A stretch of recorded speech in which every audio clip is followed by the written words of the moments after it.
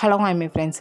Last எபிசோடில் heroine ஜெயிலேருந்து வந்திருப்பாங்க. குழந்தைய தேடி ஆர்ஃபனேஜுக்கு போகிறப்போ குழந்தை மாதிரி இருக்குங்கிறது தெரிய வந்திருக்கும். ஸோ இப்போ அடுத்ததான் அவங்க அம்மாவை பார்க்குறதுக்காக யூராவோட வீட்டுக்கு தான் போகிறாங்க. யூராவோட பாட்டியும் ஹீரோயின் அதுக்குள்ளே ஜெயிலேருந்து வந்துட்டாலான்னு சொல்லிட்டு பெரிய ஷாக்கில் இருக்காங்க. ஹீரோயினோட தங்கச்சியும் அக்கா வந்துட்டாங்கன்னொடனே ஹாப்பியாக உள்ளே கூட்டிகிட்டு வராங்க.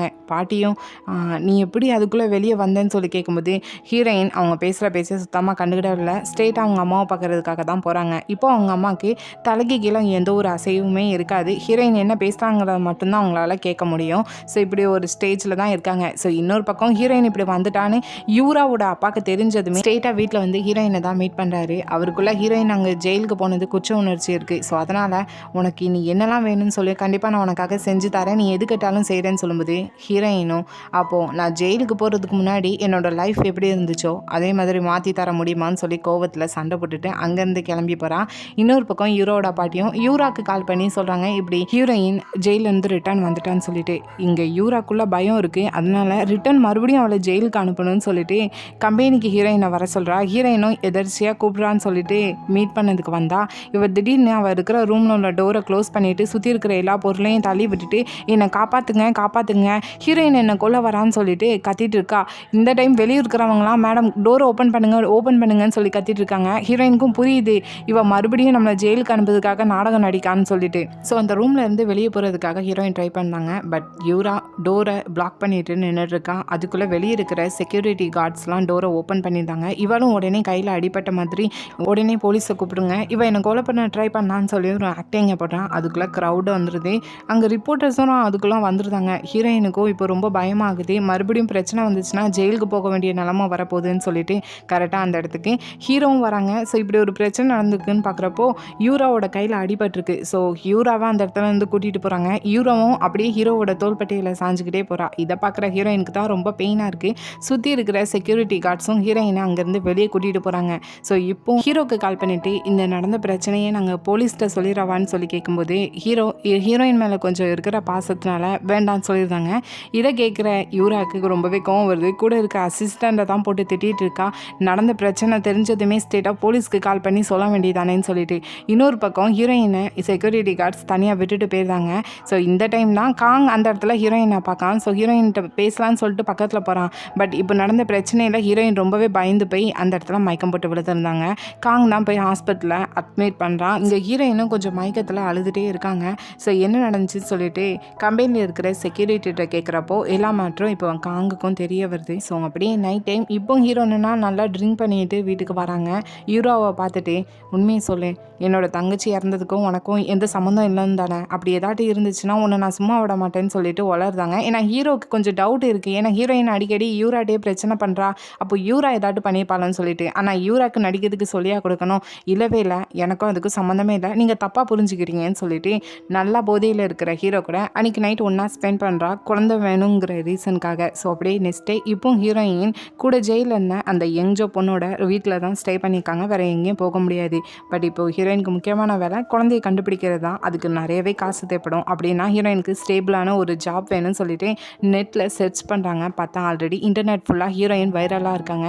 நேற்று யூரா போட்ட பிளான் படி ஹீரோயினை பற்றி எல்லா டீட்டெயில்ஸும் வந்திருக்கு. இப்படி கிரிமினல் ரெக்கார்ட்ஸ் இருக்குது, 5 வருஷம் ஜெயிலில் இருந்துட்டு வந்திருக்கான்னு சொல்லிட்டு எல்லாமே இருக்குது. ஸோ இந்த மாதிரி நிலைமையில ஹீரோயினுக்கு ஜாப் கிடைக்கிறது கஷ்டம். ஆனாலும் ட்ரை பண்ணாங்க. இன்னொரு பக்கம் குழந்தை யாரை அடாப்ட் பண்ணிட்டு போனாங்களோ அந்த கப்பலோட அட்ரஸை வாங்கிட்டு அங்கே போய் பார்க்காங்க. அப்படி ஒன்று இல்லைங்கிறது தெரிய வருது. ஸோ எல்லா பக்கமும் தேடி பார்க்காங்க. ஆனால் எந்த யூஸும் இல்லை ஹீரோயினுக்கு. ஸோ இதே வருத்தத்தோட ஹீரோயின் நடந்து போயிட்டு இருக்கிறப்போ ஆப்போசிட்டில் ஒரு அம்மா ஒரு சின்ன பையனை கூட்டிகிட்டு போயிட்டு இருக்காங்க. ஹீரோயினும் அந்த சின்ன பையனை பார்க்குறப்போ என்னோட பையனும் இதே வயசு தான் இருக்குன்னு சொல்லிட்டு ஃபீல் பண்ணிட்டு அழுதுட்டு போகிறாங்க. பார்த்தா அன்எக்ஸ்பெக்டடாக அந்த சின்ன பையன் தான் ஹீரோயினோட சொந்த பையனை அந்த அம்மாட்ட தான் யூரா கொடுத்துருக்கா அந்த பையனை வளர்க்க சொல்லிட்டு. ஏன்னா இப்போ யூராவை தான் போய் அவங்க 2 பேரும் மீட் பண்ணுறாங்க. அந்த சின்ன பையனும் யூராவை பார்த்து நல்லா பேசுகிறான். ஏன்னா அடிக்கடி யூரா போய் பார்த்துட்டு வர்றது வழக்கம் இருக்கு போல. ஆனால் இப்போ யூரா என்ன பிளான் பண்ணுறான்னா எப்படி அந்த குழந்தையை கண்டுபிடிச்சிடக்கூடாதுன்னு சொல்லிட்டு ஹீரோயினை தனியாக மீட் பண்ணி 500 மில்லியன் வான் எடுத்து கொடுக்கா. இதை வச்சுக்கிட்டு ஒழுங்காக யாருக்கும் பிரச்சனை கொடுக்காம உன்னோட அம்மாவை கூட்டிகிட்டு தனியாக போய் வாழுன்னு சொல்லிடுறா. ஆனால் ஹீரோயின் இது அவளுக்கு கிடைச்ச ஒரு வாய்ப்பாக எடுத்துக்கிட்டு எனக்கு இந்த 500 மில்லியன் போதாது, இன்னும் 500 மில்லியன் வேணும்னு சொல்லி கேட்காங்க. யூராவும் பரவாயில்ல ஒத்துக்கிட்டான்னு சொல்லிட்டு பேலன்ஸ் காசுக்காக அவங்க அப்பாட்ட தான் போய் கேட்காங்க. இப்படி ஹீரோயின் காசுக்காக ஓகே சொல்லிட்டா, எனக்கு காசு தாங்கன்னு சொல்லிட்டு. இங்கே யூராவோட அப்பாவுக்கும் கொஞ்சம் டவுட்டாக இருக்குது, இப்படி ஹீரோயின் இந்த அளவுக்கு மாறினா காசுக்காகன்னு சொல்லிட்டு. இருந்தாலும் ஹீரோயினை கூப்பிட்டு காசு தாரேன்னு சொல்லும்போது ஹீரோயின் அக்கௌண்ட் நம்பரில் போட்டு விடுங்கன்னு சொல்லிட்டு 500 மில்லியன் வானை ஹீரோயினோட அக்கௌண்ட்டுக்கு ட்ரான்ஸ்ஃபர் பண்ணாங்க. ஸோ அதுக்கப்புறம் ஸ்ட்ரெயிட்டாக ஹீரோவோட ஆஃபீஸில் போய் அவங்க கொடுத்த காசை தான் கொண்டு போய் வைக்காங்க. ஹீரோ இதை பார்த்துட்டு ஏதோ கண்டுக்கிடாத மாதிரி இது எதுக்கு என்கிட்ட கொண்டு வந்து கட்டுறேன், இதெல்லாம் எனக்கு தேவையில்லாதது, இங்கேருந்து போன்னு சொல்லி திட்டுறாங்க. ஹீரோயினும் இது எதுக்காக என்கிட்ட வந்திருக்கு தெரியுமா, உங்களோட ஒய்ஃபும் மாமனாரும் அவங்க செஞ்ச தப்பை நான் பழி எடுத்து இருந்ததுனால அதுக்கு ஈடுகட்டுற விதமாக இந்த 1 மில்லியன் வானை எனக்கு தந்திருக்காங்கன்னு சொல்லும்போது ஹீரோவால் இதை ஏற்றுக்கிட முடியல. ஆனாலும் உள்ளுக்குள்ளே ஆல்ரெடி யூரா மேலே ஹீரோக்கு டவுட் இருந்திருக்கும். அதனால் ஸ்ட்ரெயிட்டாக வீட்டுக்கு போயிட்டு யூராவையும் அவங்க அப்பாட்டையும் தான் கேட்காங்க, எதுக்கு இவ்வளோ காசு ஹீரோயினோட அக்கௌண்ட்டுக்கே ட்ரான்ஸ்ஃபர் பண்ணியிருக்கீங்க, நான் தெரிஞ்சுக்கலாமான்னு சொல்லி கேட்கும்போது அந்த டைம் ஹீரோயினும் வராங்க. அவங்க செஞ்ச தப்புக்கு தான் நான் சொல்லிட்டேன்னு சொல்லும்போது யூரா அப்படியே போய் சொல்ல ஆரம்பிக்கா, இல்லவே இல்லை, நான் ஹீரோயினுக்கு இந்த காசை கொடுத்ததுக்கு காரணம் உடம்பு சரியில்லாமல் இருக்க அவங்களோட அம்மாவுக்கும் கூடவே அவளோட தங்கச்சியை பார்த்துக்கிட்டதுக்காகத்தான் நான் இந்த காசை கொடுத்தேன்னு சொல்கிறேன். அதுக்கு யூராவோட அப்பாவும் ஆமாம், அவங்க 2 பேரையும் தனியாக கூட்டிகிட்டு போய் ஒரு நல்ல வீட்டில் வாழ்கிறதுக்காக தான் நானும் காசை கொடுத்தேன்னு சொல்கிறாங்க. ஹீரோயினும் யூராவோட அப்பாவை பார்த்துட்டு நீங்கள் செய்கிற ஒவ்வொரு தப்புக்கும் துணை போயிட்டு இருக்கீங்கன்னு சொல்லிட்டு வார்ன் பண்ணிட்டு இருக்கா.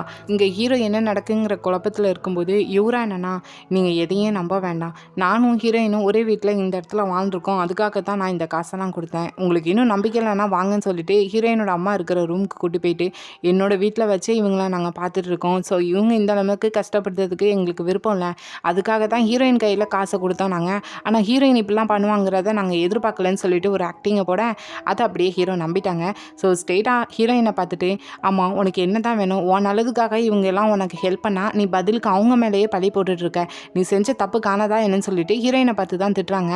ஹீரோயினும் எவ்வளோ எடுத்து சொல்கிறாங்க, கூடவே ஒரு முறை ஆஃபீஸில் அந்த டாக்குமெண்ட் எல்லாம் விற்றது கூட நான் கிடையாது, அது எல்லாம் செஞ்சது இவா தான் சொல்லிட்டு யூராவை கை காட்டும்போது ஹீரோயினோட தங்கச்சியும் ஆமாம் நான் அந்த வீடியோ டிஸ்கை பார்த்தேன், அதை எடுத்துகிட்டு நான் கொண்டு போகிறதுக்குள்ளே அது காணாமல் போயிட்டுன்னு சொல்லிட்டு அவளும் எக்ஸ்பிளைன் பண்ணுறா. கூடவே ஹீரோயின் அவள் செஞ்ச தப்பெல்லாம் என் பேருக்கு அவள் மாற்றி விட்டு நான் அந்த தண்டனையை அனுபவிச்சிருக்கேன்னு சொல்லும்போது யூராவோட பாட்டி என்னென்னா ஹீரோயினை கன்னத்தில் அரைகிறாங்க, விட்டா எல்லாத்தையும் சொல்லிகிட்டே போயிட்டு இருப்பேன், நீ செஞ்ச தப்பெல்லாம் என் பேத்தி தான் செஞ்சான்னு சொல்லிட்டு அப்படின்னு திட்டுறாங்க. கூடவே யூராவோட அப்பாவும் இவ்வளோ நாள் ஜெயிலில் இருந்திருக்கேன், ஆனால் கொஞ்சம் கூட நீ மாறவில்லை, இன்னும் அப்படியே தான் இருக்க, என்ன பொண்ணு நீ சொல்லிட்டு ஹீரோ முன்னாடி திட்டிகிட்டு இருக்காங்க. ஃபைனலாக மறுபடியும் ஹீரோயினை நம்பலை.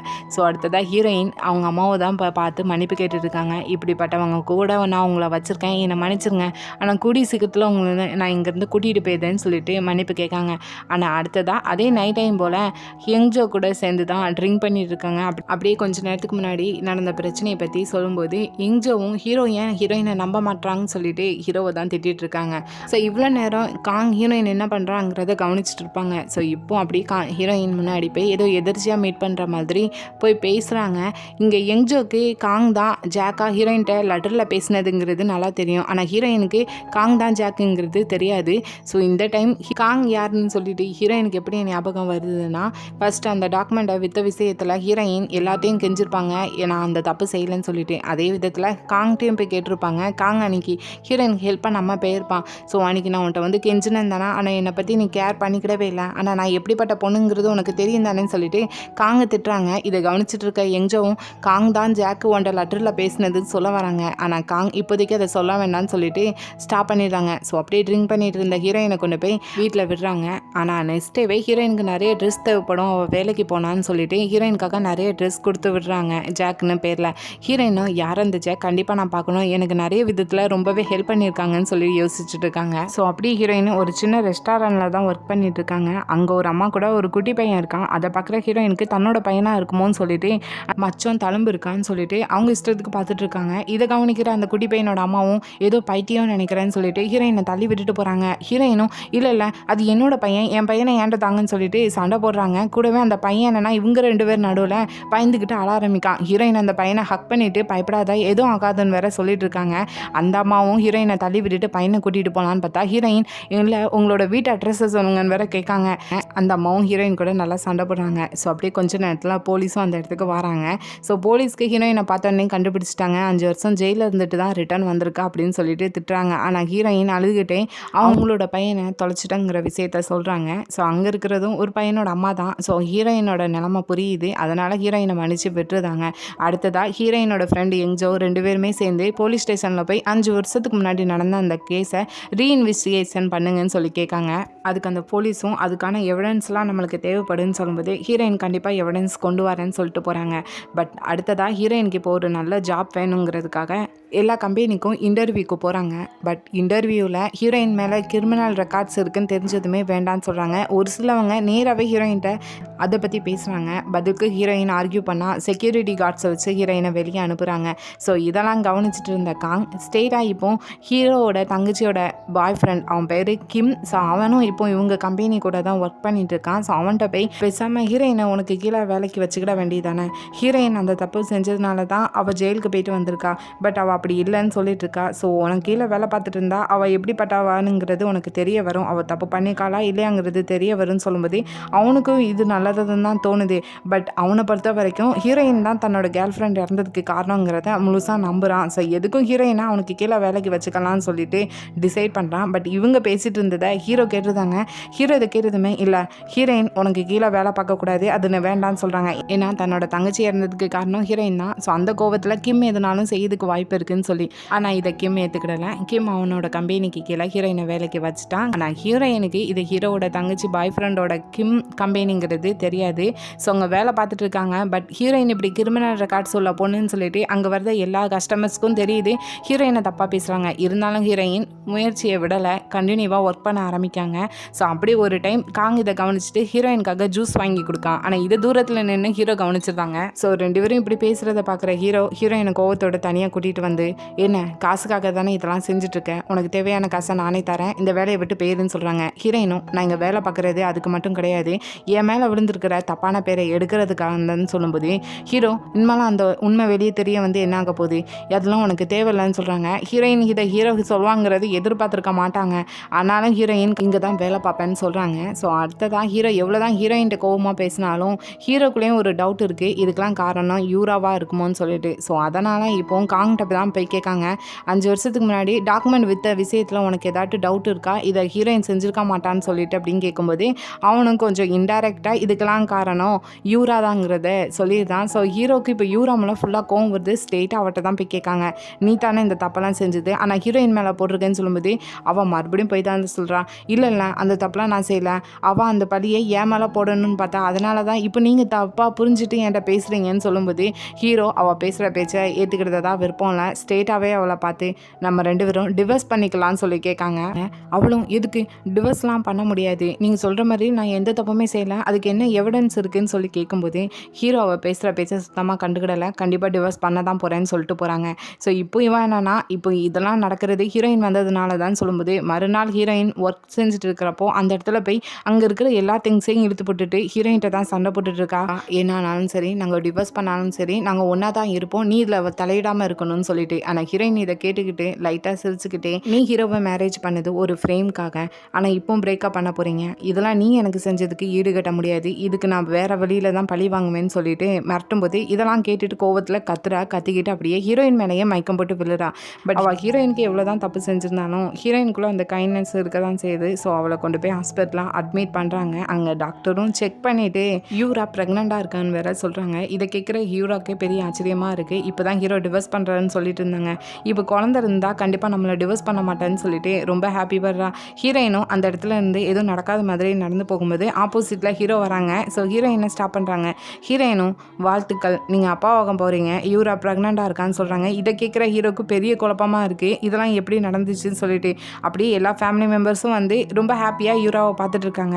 இங்கே ஹீரோவும் என்ன நடக்குங்கிற குழப்பத்தில் இருக்கும்போதே இதை யூராவோட அப்பாவும் கவனிச்சுட்டு ஹீரோவை தனியாக கூட்டிகிட்டு வந்து கெஞ்சுறாரு, நீங்கள் என்னோட பொண்ணை டிவர்ஸ் பண்ண போகிறதா நான் கேள்விப்பட்டேன், அப்படிலாம் பண்ணாதீங்க, இப்போ குழந்தை வேற பிறக்க போகுது, ஸோ குழந்தைக்காகவது நீங்கள் 2 பேரும் ஒன்றா இருக்கணும்னு சொல்லும்போது ஹீரோவும் குழந்தைக்காக அவளை இந்த ஒரு முறை மன்னிச்சு விடலான்னு சொல்லிட்டு டிசைட் பண்ணுறாங்க. ஸோ டிவர்ஸ் பண்ணலை. ஸோ அப்படியே இன்னொரு பக்கம் ஹீரோயின் இப்படி யூரா ப்ரெக்னென்ட் ஆனதை நினச்சி தன்னோட கலந்த தான் கூட இல்லைன்னு நினச்சி ரொம்பவே ஃபீல் பண்ணி அழுறாங்க. ஸோ அப்படியே நெக்ஸ்ட் டேலேருந்து யூரா குழந்தைய ஒரு எக்ஸ்கியூஸாக யூஸ் பண்ணிக்கிட்டே ஹீரோ நீங்கள் இப்படி தான் இருக்கணும், இப்படி இருக்கக்கூடாதுன்னு சொல்லிட்டு நிறைய ஆர்டர்ஸ் போகிறதா இதெல்லாம் கேட்குற ஹீரோக்கு அன்கம்ஃபர்டபுளாக தான் இருக்குது. ஆனால் குழந்தை குழந்தைக்காக இதெல்லாம் செய்கிறதுக்கு ரெடியாக தான் இருக்காங்க.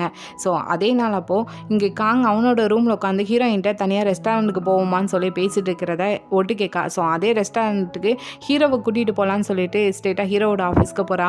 நம்ம 2 பேரும் ரெஸ்டாரண்ட்டில் போய் சாப்பிட்லாமான்னு சொல்லிட்டு ஹீரோவுக்கு இஷ்டம் இல்லை தான், பட் குழந்தைக்காக செய்வோம், அவளுக்கு தான் நல்லதுன்னு சொல்லிட்டு அவளை கூட்டிகிட்டு ரெஸ்டாரண்ட்டுக்கு போகிறாங்க. பார்த்தா இவங்களுக்கு முன்னாடி ஆல்ரெடி ஹீரோயினும் காங்கும் உட்காந்து சாப்பிட்டுட்டு இருக்காங்க. இதை பார்க்குற ஹீரோக்கு கொஞ்சம் சங்கடமாக தான் இருக்குது. இந்த டைம் எதுவுமே தெரியாத மாதிரி யூரா வேற ஹீரோவோட அஃபெக்ஷன் தான் மேலே இருக்கிற மாதிரி வேணும்னே பேசிகிட்டு இருக்கா. இதை ஹீரோயினும் ஒரு பக்கம் கவனிச்சுட்டு தான் இருக்காங்க. இந்த டைம் யூராக்கு ஃபோன் கால் வருதுன்னு சொல்லிட்டு வெளியே போகும்போது ஹீரோவும் அந்த ரெஸ்டாரண்ட்டில் இருக்கிறதுக்கு பிடிக்காமல் ஸ்ட்ரெயிட்டாக ஆஃபீஸ்க்கு வந்துருந்தாங்க. சிவ ரிட்டன் வரதப்போ அங்கே ஹீரோ இல்லைன்னு தெரிஞ்சதுமே கொஞ்சம் பயத்தோட ஹீரோவை பக்கத்துக்காக போகிறா.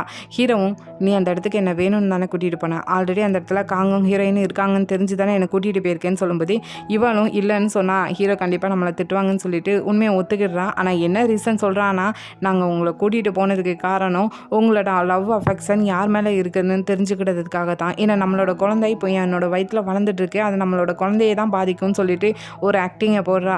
ஹீரோவும் இதை கவனிச்சுட்டு என்ன ஆனாலும் சரி நம்ம 2 பேரும் இனி பிரிய போகிறது கிடையாது, குழந்தைக்காக ஒன்றா இருக்க போகிறோம், அதை தவிர்த்து உன் மேலே எனக்கு எந்த லவ்வும் அஃபெக்ஷனும் கிடையாது, அதை நீ புரிஞ்சுக்கோன்னு சொல்லிட்டு அவளை அங்கேருந்து திட்டிட்டு அங்கேருந்து போகிறாங்க. ஆனால் அடுத்ததாக ஹீரோயினை தனியாக மீட் பண்ணி யூரா உனக்கு எவ்வளோ தப்பு பண்ணியிருந்தாலும் சரி அவளை மன்னிச்சு விட்டுரு, ஏன்னா அவளோட வயிற்றில் என்னோட குழந்தை வளர்ந்துட்டுருக்கு, ஸோ அந்த குழந்தைக்காக அவளை தனியாக விட்டுருன்னு சொல்லி கேட்காங்க. ஆனால் ஹீரோயின் எப்படி இத்தனை வருஷமாக ஜெயிலில் செய்யாத தப்புக்கு அவளால் நிறைய கஷ்டத்தை அனுபவிச்சுட்டு வந்திருக்காங்க, இவர் சொன்னோன்னே மன்னிச்சு விட்டுருவாங்களா? இல்லவே இல்லை. ஹீரோவை பார்த்து ரொம்ப கோபத்தோட முடியவே முடியாது, அவள் எனக்கு செஞ்சதுக்கு நான் திரும்ப பதிலடி கொடுத்தே ஆவேன், ஆனால் ஃப்யூச்சரில் நான் ஒரு நல்ல லைஃப் வாழ்ந்துட்டுருப்பேன், ஆனால் நீங்கள் இந்த சொன்னதுக்காகவே வருத்தப்பட போகிறீங்க ஃப்யூச்சர்னு சொல்லி ஹீரோவை திட்டி விட்டுட்டு போகிறாங்க. இதை கேட்குற ஹீரோக்கு கொஞ்சம் கஷ்டமாக தான் இருக்குது. ஸோ அப்படி இன்னொரு பக்கம் ஹீரோயின் இப்படி கம்யூனிகேஷன் டீமில் ஒர்க் பண்ணிட்டு இருந்ததுக்கப்புறம் ஹீரோயினை இப்போ சேல்ஸ் டீம்லேயும் மாற்றி போட்டிருக்காங்க. ஸோ அதுலேயும் இப்போ ஒர்க் பண்ண ஆரம்பிக்காங்க. ஆனால் ஹீரோயின் ஃபஸ்ட் டைம் வந்த உடனே அங்கே இருக்கிற கூட ஒர்க் பண்ணுறவங்க எல்லாருமே ஹீரோயின் ஒரு மர்டர் அப்படின்னு சொல்லி புள்ளி பண்ண ஆரம்பிக்காங்க. போதாதுக்கு இன்டர்நெட்டில் ஹீரோயின் இப்படி 5 வருஷம் ஜெயிலில் இருந்தவா ஹீரோயினோட பேரில் கிரிமினல் ரெக்கார்ட்ஸ் இருக்குன்னு சொல்லிட்டு கம்பெனியோட வெப்சைட்டில் வருது. ஹீரோயின் இதை கவனிச்சுட்டு இதுக்கு பின்னாடி யாருக்கான்னு சொல்லி விசாரிச்சு பார்த்தா யூரா தான். ஸோ ஸ்ட்ரெயிட்டாக யூராவோட ஆஃபீஸில் போய் மீட் பண்ணுறாங்க. நீ இப்போ ப்ரெக்னெண்ட்டாக இருக்க, ஸோ இந்த மாதிரி டைமில் நீ செய்கிறது தப்புங்கிறது தெரிஞ்சு பண்ணுறியா தெரியாமல் பண்ணுறியாங்கிறது தெரியல, அது உன்னோட குழந்தையும் பாதிக்கும், ஸோ கண்டிப்பாக இந்த மாதிரி டைமில் நீ நல்லது மட்டும்தான் செய்யணும், யோசிச்சு பண்ணி, இல்லைனா உன்னை நான் சும்மா விட மாட்டேன்னு சொல்லிட்டு அவளை திட்டிட்டு போகிறாங்க. பதிலுக்கு அவளை பேசவே விடலை. இதை கண்டு அவள் ரொம்பவே கோவப்படுறா. ஆனால் இன்னொரு பக்கம் ஹீரோயின் இப்போது சேல்ஸ் டீமில் இருந்து ரொம்பவே மற்றவங்களோட நல்லா ஹார்ட் ஒர்க் பண்ணி ஒரு நல்ல ஒரு பொசிஷனுக்கு வராங்க. சுற்றி இருக்கிற கோவர்க்கர்ஸ் எல்லாருக்குமே ஹீரோயின் இந்த கம்பெனிக்கு ஒரு பெஸ்ட்டான ஒரு எம்ப்ளாயின்னு கூட திங்க் பண்ணுறாங்க. ஆனால் ஹீரோயின் இந்த இடத்துக்கு வந்ததுக்கு டேலண்ட் மட்டும் ரீசன்னு சொல்லிட முடியாது. ஹீரோயினுக்கே தெரியாமல் ஹீரோயின் பின்னாடி இருந்து ஹீரோயினை எப்போதும் ஹெல்ப் பண்ணிட்டு இருக்கிறது காங் தான். ஸோ அப்படியே அவங்க ஒர்க் பண்ணிட்டு இருக்கிறவங்க கூட சேர்ந்து டின்னருக்கு போகிறாங்க குரூப்பாக. அந்த இடத்துக்கு இவங்களோட பாஸ் கிம் வரான். ஸோ இப்போ தான் ஹீரோயினுக்கு தெரியுது இந்த கம்பெனியோட பாஸ் கிம்னு சொல்லிட்டு. ஸோ கூட இருக்கிற மேனேஜர் என்னென்னா ஏதோ கேம் விளையாடுதான்னு பேரில் எல்லாத்தையும் நாங்கள் கொஸ்டின் கேட்போம், அதுக்கு உண்மையான ஆன்சர் சொல்லணும்னு சொல்லிட்டு ஹீரோயினை பார்த்துட்டு நீங்கள் ஜெயிலுக்கு போயிட்டு வந்ததா சொல்கிறாங்க, என்ன ரீசன் சொல்லி கேட்காங்க. ஹீரோயினும் தயங்கி நிற்கிறப்போ அங்கே இருக்கிற கிம் என்னென்னா நீங்கள் கொலை பண்ண விஷயத்துக்காக தானே ஜெயிலுக்கு போயிட்டு வந்தீங்கன்னு சொல்லி கேட்காங்க. ஆனால் ஹீரோயின் உடனே இல்லவே இல்லை, நான் அந்த கொலையை பண்ணவே இல்லை, என் மேலே தப்பான ஒரு பழியை போட்டு என்னை ஜெயிலுக்கு அனுப்பிட்டாங்கன்னு சொல்லிட்டு அந்த இடத்துல இருக்க பிடிக்காமல் ரெஸ்டாரண்ட்டை விட்டு வெளியே வராங்க. பின்னாடி கிம்மும் ஃபாலோ பண்ணி வந்துட்டு ஹீரோயினை கோபத்தோட பிடிச்சி இழுத்துக்கிட்டு ஆமாம் என்னை பார்த்தோன்னே ஏதோ பயந்து ஓடுற மாதிரி இருக்குது, என்ன காரணம்னு சொல்லி கேட்கும்போது ஹீரோயினுக்கு பேச வர மாட்டுது. ஆனால் உள்ளுக்குள்ளே பயங்கிறது இருக்க தான் செய்யுது. ஆனால் இங்கே கிம்க்கு தன்னோட கேர்ள் ஃப்ரெண்ட் இறந்ததுக்கு ஹீரோயின் தான் காரணம்னு சொல்லிட்டு ஹீரோயினை ரிவெஞ்ச் எடுக்கிறேன்னு பேரில் ஹீரோயின் பக்கத்தில் கிஸ் பண்ணலான்னு சொல்லிட்டு போகிறான். ஆனால் இந்த டைம் கரெக்டாக காங் வந்து ஹீரோயினை காப்பாற்றுறான். கிம்மை அடிச்சு போட்டுட்டு அங்கேருந்து ஹீரோயினை கூட்டிகிட்டு போகிறாங்க. ஆனால் நெக்ஸ்ட் டே கிம் இப்படி நடந்துக்கிட்டதுக்கு காரணம் என்னங்கிறது ஹீரோயினுக்கு புரியுது. ஸோ அதனால் சைலண்டாக ரிசைன் பண்ணிடலான்னு சொல்லிட்டு அங்கே கிம்கிட்ட ரிசைனேஷன் லெட்டரை கொடுத்தா இதை கவனிச்சுட்டு இருக்கிற கிம்மும் நீ தப்பு பண்ணியிருக்க, அந்த குற்ற உணர்ச்சியில் தான் இதெல்லாம் செஞ்சுட்ருக்க, ஒரு வேளைக்கு நீ சொல்கிற மாதிரி எந்த தப்பு பண்ணலைன்னா தைரியமாக இங்கே வந்து நீ வேலை பார்ப்ப, அதை ஃபேஸ் பண்ணுவேன் அப்படின்னு சொல்லும்போது இதை கேட்குற ஹீரோயினுக்கு தான் இப்போ உரைக்குது. இங்கே ஃபஸ்ட்டு ஹீரோயின் வந்ததுக்கு காரணமே ஹீரோயின் மேலே போட்டிருக்க அந்த பழியை எடுக்கணும்னு சொல்லிட்டான். ஸோ அதனால் ஹீரோயின் நான் வேலையை ரிசைன் பண்ணலை, கண்டிப்பாக இங்கேருந்து நான் எந்த தப்பு பண்ணலைங்கிறத ப்ரூவ் பண்ணுவேன்னு சொல்லிட்டு ரொம்பவே ஹார்ட் ஒர்க் பண்ண ஆரம்பிக்காங்க. ஸோ ஒவ்வொரு டைமும் அந்த பிஸ்னஸ்க்கு ரிலேட்டடாக இருக்கிற ஐடியா ஹீரோயினோட பாயிண்ட் ஆஃப் வியூவில் எடுத்துக்கொண்டு போய் இங்கே கிம்கிட்ட காமிச்சா கிம் அதை ரீட் கூட பண்ணி பார்க்குறது கிடையாது. ஆனால் ஹீரோயின் அதை தொடர்ந்து பண்ணிட்டு இருக்காங்கன்னு சொல்லிட்டு ஒரு நாள் அதை எதிர்ச்சியாக ரீட் பண்ணி பார்க்கும்போதே அந்த ப்ரொபோசல் ரொம்பவே பிடிச்சி போகுது. ஸோ அவங்க ப்ரொமோட் பண்ண போகிற நியூ ப்ராடக்ட்டுக்கு ஹீரோயினை ஹோஸ்ட்டாக போடுறாங்க. ஸோ இப்படி ஹீரோயின் ஹோஸ்ட்டாக போட போகிறான்னு தெரிஞ்ச உடனே யூராக்கு சுத்தமாக பிடிக்கல. ஸோ ஹீரோயின் ஏதாவது பண்ணணும்னு சொல்லிட்டு அன்றைக்கி டிவி ஸ்டேஷனில் ஹோஸ்ட்டாக அதுக்கான ஸ்கிரிப்டை ரீட் பண்ணிட்டு இருக்கும்போதே வேணும்னே பக்கத்தில் உள்ள திங்ஸ் எல்லாம் தள்ளிவிட ஹீரோயின் அதை எடுத்து வைக்கிறதுக்காக போவாங்க. ஸோ இந்த டைம் யாருமே கவனிச்சிருக்க மாட்டாங்க. அந்த ஸ்கிரிப்டை இவ திருடிடுவா. ஸோ ரிட்டர்ன் வந்து பார்க்குறப்போ அந்த ஸ்கிரிப்ட் இருக்காது. ஸோ இதை கவனிச்சுட்டு இருந்த கிம்மும் ஹீரோயினை பிடிச்சி திட்டு தான் செய்வான். உனக்காக நான் இவ்வளோ பெரிய இடத்த தந்தா நீ இப்படி பண்ணிட்டு இருக்கேன்னு சொல்லிட்டு. ஸோ அப்படியே ஹீரோயின் ஹோஸ்ட் பண்ண வேண்டிய டைம் வருது. ஹீரோயினும் ரொம்ப கான்ஃபிடண்ட்டாக கேமரா முன்னாடி போய் நிற்காங்க. பட் அந்த இடத்துக்கு கரெக்டாக பார்க் வந்து நிற்கான். ஸோ அந்த போலீஸ் பார்க்கை பார்க்குற ஹீரோயினுக்கு ரொம்பவே நர்வஸ் ஆகுது. பேச வரவே மாறுது. ஆனால் கரெக்டாக இதெல்லாம் கவனிச்சிட்டு இருந்த காங் ஹீரோயினை மோட்டிவேட் பண்ணுற மாதிரி என்கரேஜ் பண்ணுற மாதிரி லெட்டரில் எழுதி காமிச்சிட்டு இருக்கான்.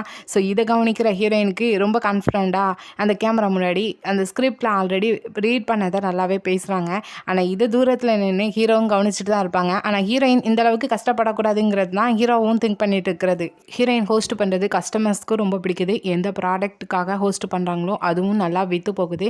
ஸோ ஹீரோயினை எல்லாருமே பாராட்டுறாங்க. ஒரு பக்கம் காங்கும் ஹீரோயினை ஹக் பண்ணி ரொம்பவே ஹாப்பி ஆகுறான். ஸோ இதை தூரத்தில் நின்று பார்க்குற ஹீரோக்கு கொஞ்சம் கஷ்டமாக தான் இருக்குது. யூரான்னு ஒய்ஃபை வச்சுட்டு எதுவுமே பண்ண முடியாது. ஸோ அடுத்ததான் யூரா ஹோஸ்ட் ஒரு ப்ராடக்ட்டுக்கு பண்ணிட்டு இருக்கான். அந்த டைம் கரெக்டாக இதை ஹீரோவும் ஹீரோயினும் ஒன்றா கவனிச்சுட்டு இருப்பாங்க. அந்த டைம் யூராவோட ஃபோன் ரிங் ஆகும். அது ஹீரோ பக்கத்தில் இருக்கிறதுனால அதை எடுப்பாங்க. பக்கத்துலேயே அந்த பேக்கில் ஹீரோயினோட ஸ்கிரிப்ட் இருக்கும். இதை ஹீரோ பார்த்துருவாங்க. பக்கத்தில் நிற்கிற ஹீரோயினும் அதை பார்த்துட்டு அங்கே கேமரா முன்னாடி நிற்கிற யூராட்ட தூக்கி காட்டுவாங்க. இதை பார்க்குற யூராக்கு உள்ளுக்குள்ளே ரொம்பவே பயமாகுது.